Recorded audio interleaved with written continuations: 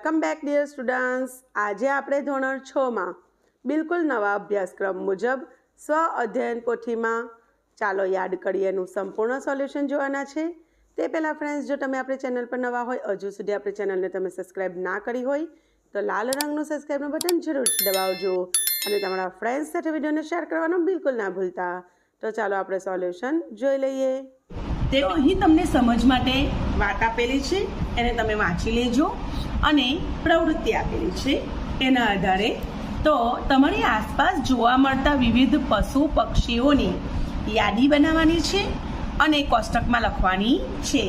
તો કાન દેખાતા હોય એમાં મેં લખ્યું છે ગાય, ભેંસ, બકરી, ગધેડો, કૂતરો, ઘોડો. તમે તમારી આસપાસ જોવાતા બીજા પ્રાણીઓ પણ લખી શકો છો, અહીં જગ્યા નથી તો આમાંથી કોઈ સ્કીપ કરીને બીજું પણ લખી શકો છો. કાન ન દેખાતા હોય એમાં મેં લખ્યું છે પોપટ, કબૂતર, કાગડો, ચકલી, કાબળ, કોયલ. ચામડી પર વાળ હોય એમાં વાંદરો, બકરી, ઘેટા પણ મોટા પ્રમાણમાં, મોટા જથ્થામાં વાળ હોય છે. ઘોડો, ગધેડો, ગાય. ચામડી પર વાળ ન હોય અને એની જગ્યાએ પીંછા હોય એમાં મોર, પોપટ, કાગડો, ચકલી, કબૂતર, કોયલ. દૂધ આપતા હોય એમાં મેં ગાય, ભેંસ, બકરી લખ્યું છે. માથે શિંગડા હોય એમાં હણણ, બકરી. કેટલીક બકરીઓને માથે શિંગડા હોય છે અને બળદને પણ માથે શિંગડા હોય છે. આ રીતે સુંદર અક્ષરથી તમારે પણ લખી લેવાનું રહે છે. ત્યારબાદ વિદ્યાર્થી મિત્રો, અહીં તમારી આસપાસ જોવા મળતા પ્રાણીઓનું અવલોકન કરીને તમારે લખવાનું છે, બરાબર? અથવા તમે એના વિશે જાણતા જ હશો. ચિત્ર જોવાનું અને એના વિશે લખવાનું છે. આપણે વિશેષતાઓ તો કીડીને આપણને આપેલી જ છે. કીડી કદમાં નાની હોય, કીડી સમૂહમાં રહે, કીડી લાલ કે કાળા રંગની હોય. તો વાઘ કદમાં થોડું કીડી કરતાં કેવું હોય? મોટું હોય. તેના શરીર પર ચટાપટા હોય, કાળા રંગના. તમે એવું પણ લખી શકો. તે જંગલમાં રહે છે, તે માંસાહારી પ્રાણી છે. પછી કૂતરો, તો કૂતરો પાલતુ પ્રાણી છે, તેનું કદ મધ્યમ હોય, તેની સૂંઘવાની શક્તિ તીવ્ર હોય. એટલા માટે પોલીસ ઓફિસર એમની સાથે કૂતરાઓને લઈને જાય છે ક્રાઇમમાં. તમે જોયું હશે ક્રાઇમ એલર્ટમાં, બરાબર? એ રીતે. પછી સાપ, તો તે પેટે સરકીને ચાલે, ઝેરી હોય, બરાબર? અને દળમાં રહે છે. ત્યારબાદ વિદ્યાર્થી મિત્રો, અહીં આપેલી છે પ્રવૃત્તિ અને પ્રોજેક્ટ કાર્ય, એ પણ તમે વાંચી લેજો. પછી અહીં સમજ માટેની બીજી કેટલીક વાત કરેલી છે, આપણા રોજિંદા જીવનની મૂળભૂત જરૂરિયાતો, હવા, પાણી અને ખોરાક વિશે. એ પણ તમે શાંતિથી વાંચી લેજો. પ્રવૃત્તિ આપેલી છે, એમાં ખાદ્ય સામગ્રીની જાળવણીના આપણે ઉપાયો લખવાના છે. ઘઉં તો તમે જોતા હશો, બોરિક એસિડ પાવડર એમાં નાખવામાં આવે છે. પછી લીમડાના સૂકા પાન, એ સિવાય કેટલાના ઘેર ડિવેલ પણ ગરમ કરીને ઠંડુ કરીને નાખવામાં આવે છે, એ પણ તમે લખી શકો. ચોખામાં પણ બોરિક એસિડ પાવડર નાખીને એનો સંગ્રહ કરવામાં આવે.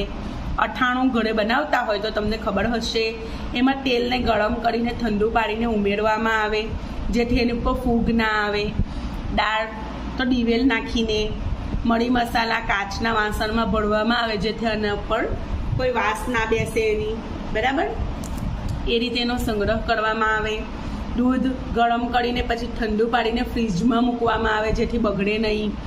બટાકા અને ડુંગળીને ખુલ્લા વાતાવરણમાં ભેજ રહિત જગ્યા પર મૂકવામાં આવે અને મરચાંને સૂકવવામાં આવે. તે સિવાય લીલા મરચાં જો જોઈતા હોય તો એના ઉપરના ડીચા કાઢીને ફ્રીજમાં મૂકીને પણ એનો સંગ્રહ કરી શકાય છે થોડા સમય સુધી. ત્યારબાદ બીજી એક પ્રવૃત્તિ આપેલી છે, તમે સરસ રીતે વાંચી લેજો. અને કોષ્ટકમાં આપણને આપેલું છે કે એવી સામગ્રી જેને રાંધતી વખતે પાણીનો ઉપયોગ થતો હોય, એટલે પાણી નાખીને આપણે એને રાંધતા હોય. અને કેટલીક એવી સામગ્રી પણ હોય છે જેને રાંધવામાં આપણે પાણીનો ઉપયોગ ન થતો હોય. તો આપણે દાળ, ભાત, દૂધીનું શાક, રીંગણનું શાક, સરગવાનું શાક, ખીચડી, એવા બધા ઘણા બધા શાક છે જેમાં આપણે પાણીનો ઉપયોગ કરીને એને રાંધીએ છીએ. તમે વગેરે લખી દીધું છે ટૂંકમાં. પછી અથાણા બનાવે કે વસાણા બનાવે, શિયાળામાં બનાવે ને મમ્મી વસાણા ડ્રાયફ્રૂટ્સ નાખીને, પછી મુરબ્બો બનાવે, છુંડો બનાવે, તો એમાં પાણીનો ઉપયોગ થતો નથી. તો પાણીનો ઉપયોગ ના થાય ને એ વસ્તુને લાંબા સમય સુધી આપણે સાચવી શકીએ છીએ, એટલે વહેલી બગડતી નથી. ત્યારબાદ 5મા નંબર પર એક પ્રવૃત્તિ આપેલી છે, બરાબર. તો પ્રાણીઓના આપણે ઉપયોગ લખવાના છે. ગાય તો આપણને ખબર છે દૂધ આપે, છાણા આપે, બરાબર. પછી ઘેટા આપણને ઊન આપે ખાતર મેળવવા માટે. પછી ઊંટ વાહન વ્યવહાર માટે ઉપયોગી, ખાતર માટે ઉપયોગી, બરાબર. ઘોડો તો કે સવારી કરવા માટે ઉપયોગી, ખાતર મેળવવા માટે તો બધા પ્રાણીઓના છાણનો ઉપયોગ થાય છે, ગોબરનો, બરાબર, એમના કુદરતી ખાતર મેળવવા માટે. પછી બીજી એક પ્રવૃત્તિ આપણને આપેલી છે કે નીચે આપેલ બીજનું માગ્યા મુજબ આપણે વર્ગીકરણ કરવાનું છે. કેટલાક બીજ તમે જોયા હશે ગોળ હોય, કેટલાક ચપટા હોય, કેટલાક લીસા હોય, કેટલાક ખડબચડા પણ હોય. તો આપણને ઉદાહરણમાં વટાણા આપેલું છે. પછી ગોળ હોય તેના બીજ પણ ગોળ હોય છે. પછી આલુ ખાઈએ એના બીજ પણ ગોળ હોય છે. બીજા અન્ય વસ્તુનું તમે લખી શકો છો. ચપટામાં મેં તરબૂચના બીજ, ચીકુના બીજ, સફરજનના બીજ લખેલું છે. લીસામાં મગ, પછી ચીકુના બીજ, ખરબચડામાં બોરના બીજ, આલુના બીજ લખેલું છે. તમે અન્ય ફળ અને વનસ્પતિનું પણ લખી શકો છો. પછી પ્રવૃત્તિ 3 આપેલી છે આપણને. તેમાં આપણને કીધેલું છે કે ઉગવા માટે જરૂરી પરિબળો કયા કયા છે. એના ઉપર ગોળ કરવાનું છે. હવા, ગરમી, ઠંડી, પાણી, વરસાદ, જમીન, આ બધા ઉગવા માટે જરૂરી પરિબળો છે. આગળનો મહાવરો છે, તમે જાણતા હોય તેવા હવા, પાણી અને પ્રાણીઓ દ્વારા ફેલાતા બીજના નામ લખવાના છે.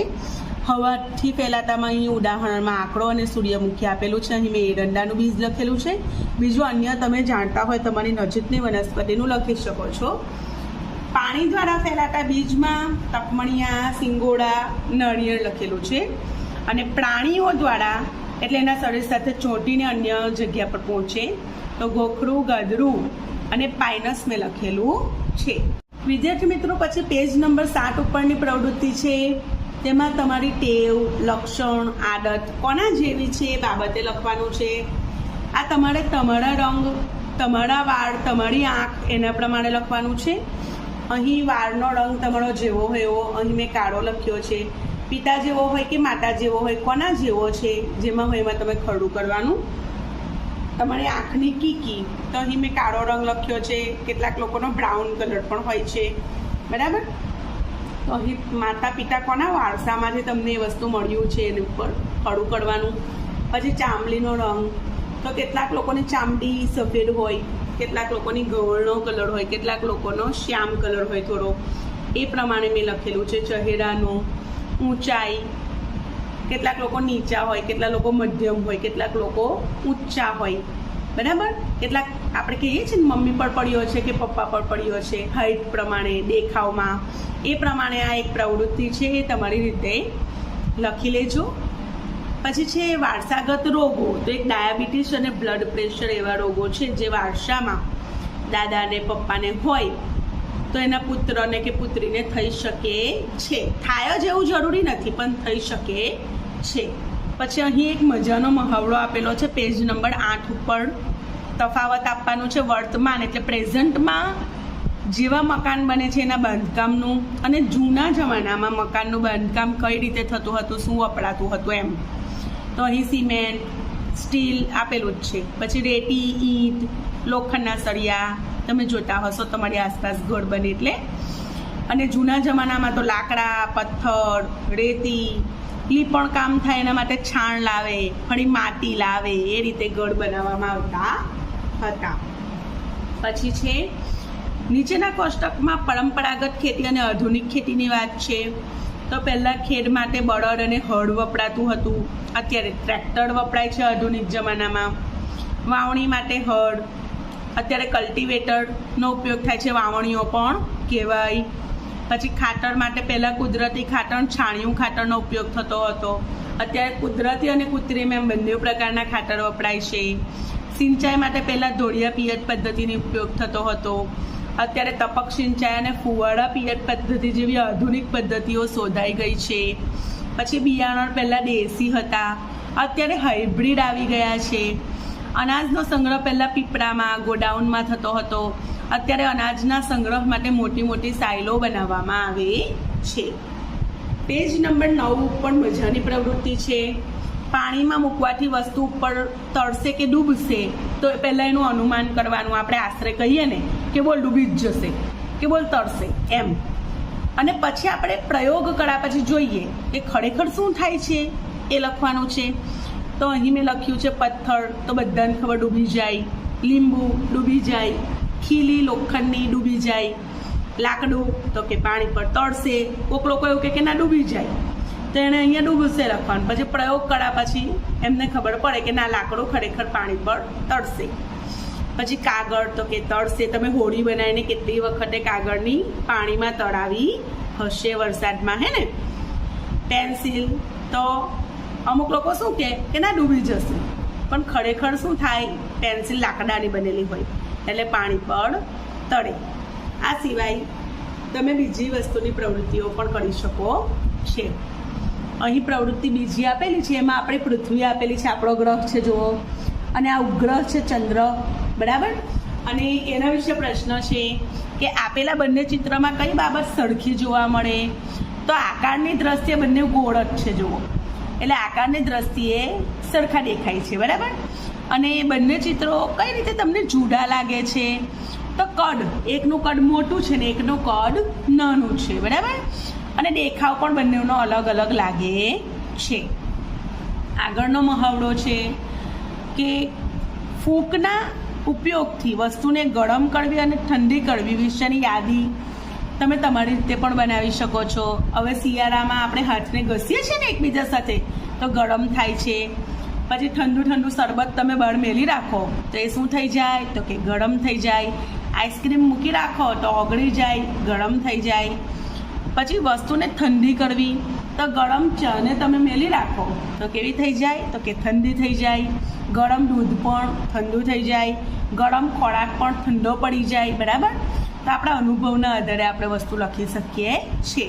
પેજ નંબર 10 ઉપર ખૂબ જ સરસ મજાની પ્રવૃત્તિ છે, તમને ગમશે. કે એક પાત્રમાં પાણી ભરીને વારાફરતી વસ્તુઓ એની અંદર મૂકવાની, અને પાણીમાં તળે તો આવા ગોળ રાઉન્ડમાં શું કરવાનું, તો કે ગ્રીન કલર, લીલો કલર કરવાનો. અને ડૂબી જાય તો શું કરવાનું, તો કે લાલ કલર કરવાનો. તમે આ પ્રવૃત્તિ કરીને પણ કરી શકો. પ્લાસ્ટિકનો દડો, પ્લાસ્ટિકની કોઈ પણ વસ્તુ પાણીમાં તળે એટલે લીલો કલર, લીંબુ ડૂબી જાય, સાબુ ડૂબી જાય. બોટલનું ઢાંકણું જો પ્લાસ્ટિકનું હોય તો તળે, બાકી ડૂબી જાય. હલકું હોય તો તળે. એ પ્રમાણે તમે પ્રયોગ કરીને તમારા ઘેર ઢાંકણ હોય એમાંથી જોઈને કરજો. ખાલી ગ્લાસ તો કે ડૂબી જાય, બરાબર. પ્લાસ્ટિકની હોય તો તળે ખરી, પણ અહીંયા આપણને એવું કંઈ કીધું નથી કે સ્ટીલની છે કે ગ્લાસ પ્લાસ્ટિકની છે, પણ આપણે ધારી લઈએ છીએ કે ધાતુની ગ્લાસ છે, માટે આપણે લાલ રંગ કર્યો છે કે ડૂબી જશે. પછી વિદ્યાર્થી મિત્રો પેજ નંબર 10 ઉપર જ આ સમજવા માટે એક પ્રવૃત્તિ છે કે સૌર ઉર્જા એટલે સૂર્ય ઉર્જાથી અત્યારે તમે જોતા હશો બધાના ઘર ઉપર સોલર પેનલ લગાવે છે, તો એનાથી કયા કયા સાધનો ચાલી શકે? સૂર્ય કુકર, સોલર વોટર હીટર, બરાબર, રૂફટોપ વગેરે. પછી વીજળીથી એટલે આપણે લાઇટ બિલ ભરીએ છીએ ને એનાથી તો કે ઇસ્ત્રી ચાલે, ટેલિવિઝન ચાલે વગેરે ચાલે, બરાબર. બીજા ઘણા બધા સાધનો ચાલે છે, તો એના આધારે આ પ્રવૃત્તિ તમારે સમજવાની છે. વિદ્યાર્થી મિત્રો એક સરસ મજાનો મહાવરો છે, જેમાં નકશામાં ઉત્તર, દક્ષિણ, પૂર્વ અને પશ્ચિમના છેડે આવેલ એક એક રાજ્યમાં તમારો મનપસંદ રંગ પૂરવાનો છે. અહીં મેં રાજ્યના નામ લખેલા છે, બધા નથી લખેલા, કેટલાક છેડાના રાજ્યના નામ જ લખેલા છે, 4 દિશાના. તો તમે એમાં તમારો મનપસંદ રંગ નામ લખીને પૂરી લેજો. ઉત્તર, દક્ષિણ, પૂર્વ અને પશ્ચિમ 4 દિશામાં તમારે ઓછામાં ઓછું એક નામ દર્શાવીને રંગ પૂરી લેવાનો રહેશે. વિદ્યાર્થી મિત્રો આગળ પણ ખૂબ સરસ મજાની પ્રવૃત્તિ છે. નકશામાં તમારો જિલ્લો શોધવાનો. જો અહીં મેં બધા જિલ્લાના નામ લખેલા છે. તમારી શાળામાં પણ કોઈને કોઈ જગ્યાએ પેઇન્ટિંગ કરેલું જ હશે અને પાઠ્યપુસ્તકમાં એસએસમાં પણ હશે. તો જિલ્લાનું નામ તો તમે જે જિલ્લાના હોય એનું નામ તમારે આ રીતે શોધીને લખી લેવાનું. અને એના પૂર્વમાં, પશ્ચિમમાં, ઉત્તરમાં અને દક્ષિણમાં શું શું આવેલું છે, એટલે કયો બીજો જિલ્લો આવેલો છે એ તમારે જોઈ લેવાનું અને લખી લેવાનું. આ પ્રવૃત્તિ તમારે કરવાની રહેશે. મજાની પ્રવૃત્તિ છે એવું એમાંથી જાણવાનું મળે છે. અને ચાલો યાદ કરીએ એમાં છેલ્લી પ્રવૃત્તિ છે વિદ્યાર્થી મિત્રો પેજ નંબર 14 ઉપર આપણને આપેલું છે. નીચે આપેલા આપણે કોષ્ટકમાં માહિતી લખવાની છે. જુદા જુદા પ્રકારનો કચરો આપેલો છે. પ્લાસ્ટિકનો, જૈવિક કચરો એટલે જેનું વિઘટન થઈ શકે, લોખંડનો કચરો.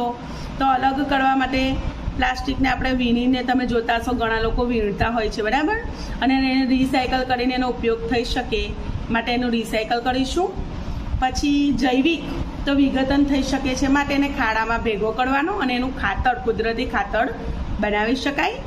પછી લોખંડનો કચરો છે તો ચુંબકના ઉપયોગથી અલગ કરીએ ને તો ચુંબક સાથે બધું લોખંડ ચોંટી જાય એટલે સરળતાથી અલગ પણ થઈ જાય. અને ભંગારમાં આપવાનું એટલે સારા એવા પૈસા પણ આવે અને એનું રિસાયકલ થઈ અને ફરી બીજી વસ્તુ બનાવી શકાય. તો આશા રાખું છું તમને સમજાઈ ગયું હશે. ચાલો યાદ કરીએ. આપણે આગળના ધોરણમાં ભણીને આવ્યા છીએ એના આધારે છે વિદ્યાર્થી મિત્રો. તો તમને ગમ્યું હોય જો વિડીયો તો લાઈક કરજો અને તમારા ફ્રેન્ડ્સને શેર કરજો.